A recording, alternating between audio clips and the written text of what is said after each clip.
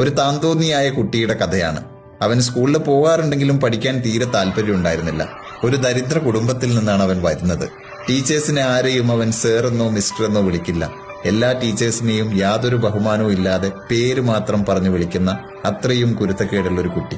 അങ്ങനെ ഒരു ദിവസം അവൻ ക്ലാസ്സൊക്കെ കട്ട് ചെയ്ത് കറങ്ങിത്തിരിഞ്ഞ് ലൈബ്രറിയിലേക്ക് എത്തുകയാണ്. അപ്പൊ ലൈബ്രറിയിൽ ഒരുപാട് പുസ്തകങ്ങൾക്കിടയിൽ ഒരു പുസ്തകത്തിന്റെ പുറം ചട്ടയിൽ അവന്റെ കണ്ണുടക്കി. അത് നോക്കുമ്പോൾ ഫ്രാങ്ക് യെർബി എഴുതിയ The Treasure of Pleasant Valley എന്ന പുസ്തകമാണ്. ആ പുറംചട്ടയിലുള്ളത് അർദ്ധനഗ്നയായ ഒരു സ്ത്രീ ഇരുന്ന് പുകവലിക്കുന്ന ചിത്രമാണ്. അത് ആ 16 വയസ്സുകാരൻ കുട്ടിയെ പ്രലോഭിപ്പിക്കുന്ന ഒന്നായിരുന്നു. അങ്ങനെ അവൻ ആ പുസ്തകം അവിടെ നിന്ന് മോഷ്ടിക്കുകയാണ്. മോഷ്ടിച്ചെടുത്ത പുസ്തകവുമായിട്ട് അവൻ വീട്ടിലേക്ക് പോയി. ആദ്യത്തെ 3-4 പേജ് വായിച്ചപ്പോൾ കൂടുതൽ വായിക്കാൻ തോന്നി. അങ്ങനെ ആ പുസ്തകം മുഴുവനായിട്ട് അവൻ വായിച്ചു തീർക്കുകയാണ്. കുറച്ച് ദിവസങ്ങൾക്ക് ശേഷം വായിച്ചു കഴിഞ്ഞ ആ പുസ്തകം ആരും കാണാതെ തിരിച്ചു കൊണ്ടുവെക്കാൻ വേണ്ടിയിട്ട് ലൈബ്രറിയിൽ എത്തിയപ്പോൾ ആ പുസ്തകം ഇരുന്നതിന്റെ തൊട്ടടുത്തായിട്ട് ഇതേ ഓതറുടെ മറ്റൊരു പുസ്തകം. ഈ പുസ്തകം അവിടെ വെച്ച് അവൻ രണ്ടാമത്തെ പുസ്തകം എടുത്ത് വീട്ടിലേക്ക് പോയി. അടുത്ത ഏതാനും ദിവസങ്ങൾ കൊണ്ട് അവൻ ആ പുസ്തകവും മുഴുവനായിട്ട് വായിച്ചു തീർത്തു. അത് തിരിച്ചു കൊണ്ടുവെക്കാൻ ചെന്നപ്പോൾ അവിടെ അതേ ഓതറുടെ മറ്റൊരു പുസ്തകം വീണ്ടും. ഇങ്ങനെ ഒരു 4 പുസ്തകം വായിച്ചു കഴിയുമ്പോഴേക്ക് ഈ വായനയുടെ സുഖം അവന് മനസ്സിലായി.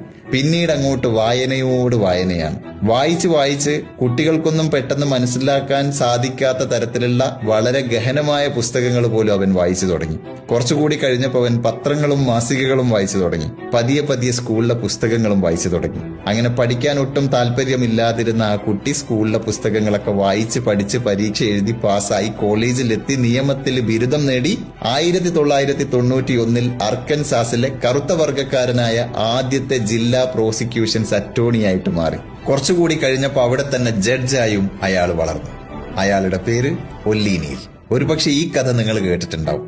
ഈ കഥയില് നമ്മുടെ ഒല്ലി നീലിന് വായനയോട് തോന്നിയ ഒരു ഭ്രമമുണ്ടല്ലോ, വീണ്ടും വീണ്ടും വായിക്കാൻ തോന്നിക്കൊണ്ടേയിരിക്കുന്ന ആ ഒരു മാനസികാവസ്ഥ. അത് തന്നെയല്ലേ യഥാർത്ഥത്തിൽ ലഹരി. ലഹരിയുടെ ഡെഫിനിഷൻ എടുത്ത് നോക്കണം. എന്തൊന്നാണോ നമ്മുടെ തലച്ചോറിനെ ഉത്തേജിപ്പിക്കുന്നത്, വീണ്ടും വീണ്ടും കാണാനും ഉപയോഗിക്കാനും തോന്നിക്കൊണ്ടേയിരിക്കുന്നത്, അതൊക്കെയും ലഹരിയാണ്. അങ്ങനെ നോക്കുമ്പോൾ വായന ലഹരിയാണ്, ചിലർക്ക് ഫുട്ബോൾ ലഹരിയാണ്, മറ്റു ചിലർക്ക് ക്രിക്കറ്റ് ലഹരിയാണ്, യാത്രകൾ, സംഗീതം, ഇതെല്ലാം തന്നെ ലഹരിയാണ്. പക്ഷെ ഇതെല്ലാം വളരെ നാച്ചുറൽ ആയിട്ടുള്ള ലഹരികളാണ്. ഇങ്ങനെ നാച്ചുറൽ ആയിട്ടുള്ള ലഹരി ഒരാൾക്ക് കിട്ടാതെ വരുമ്പോഴല്ലേ സിന്തറ്റിക് ആയിട്ടുള്ള ലഹരി തേടി പോകാനുള്ള സാധ്യതയുള്ളത്.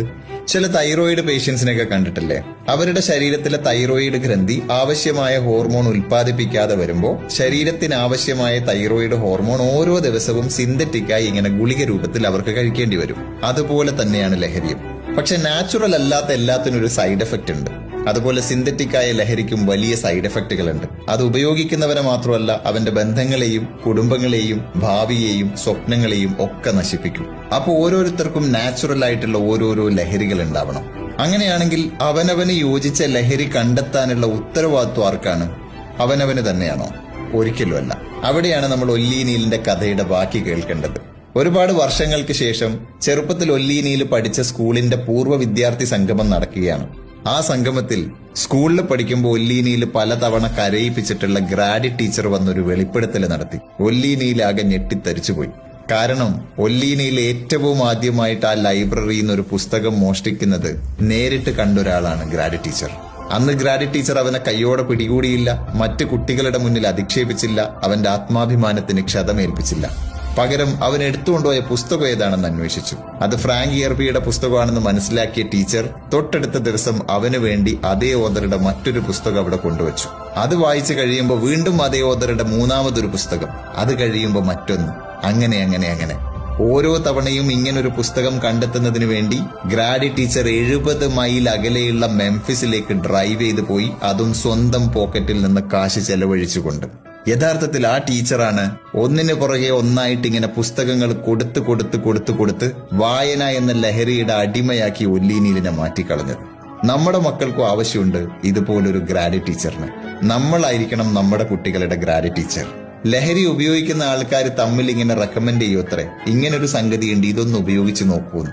അവരോട് എനിക്ക് പറയാനുള്ളത്, നിങ്ങൾ ഇതൊന്ന് ഉപയോഗിച്ച് നോക്കൂ. ജീവിതമാകുന്ന ഈ ലഹരി ഉപയോഗിച്ച് നോക്കാത്തത് കൊണ്ടാണ്, ഒരുപക്ഷെ അതിന്റെ രുചി യഥാർത്ഥത്തിൽ അറിയാത്തത് കൊണ്ടാണ് നിങ്ങൾ ഇങ്ങനെ സിന്തറ്റിക്കായ ലഹരി തേടി പോകുന്നത്. And trust me, life is more intoxicated than drugs. വല്ലാത്തൊരു മയക്കുമരുന്നാണ് ജീവിതം. Super hits red FM. കേൾക്കൂ കേൾക്കൂ കേട്ടുകൊണ്ടേയിരിക്കൂ.